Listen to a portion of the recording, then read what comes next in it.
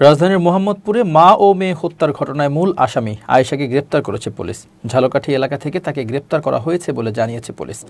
মোহাম্মদপুর থানার ওসি মেজবাহ উদ্দিন কালের কণ্ঠকে তথ্য নিশ্চিত করেছেন। তিনি বলেন, রাজধানীর মোহাম্মদপুরে জোড়া খুনের ঘটনায় জড়িত গৃহকর্মী আয়েশাকে ঝালকাঠি থেকে গ্রেপ্তার করেছে মোহাম্মদপুর থানা পুলিশ।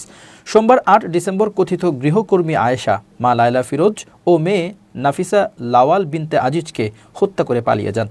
জোড়া হত্যার ঘটনায় সোমবার রাতে গৃহকর্মী আয়েশাকে একমাত্র আসামি করে মোহাম্মদপুর থানায় হত্যা মামলা করেন নিহত লায়লা আফরোজের স্বামী স্কুল শিক্ষক আজম আজিজুল ইসলাম।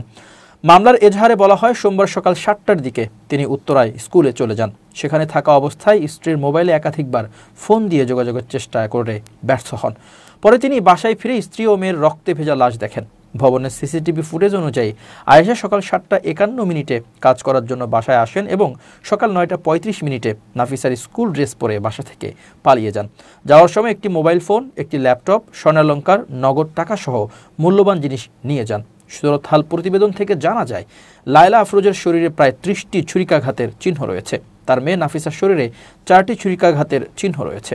শহীদ সোহরাওয়ার্দী মেডিকেল কলেজ মর্গে লায়লা ও তার মেয়ের মরদেহের ময়নাতদন্ত শেষে মঙ্গলবার সকালে তাদের গ্রামের বাড়ি নাটোর পৌরসভার দক্ষিণ বরগাছায় নেওয়া হয়। জোহরের নামাজের পর জানাজা শেষে পারিবারিক কবরস্থানে তাদের মরদেহ দাফন করা হয়।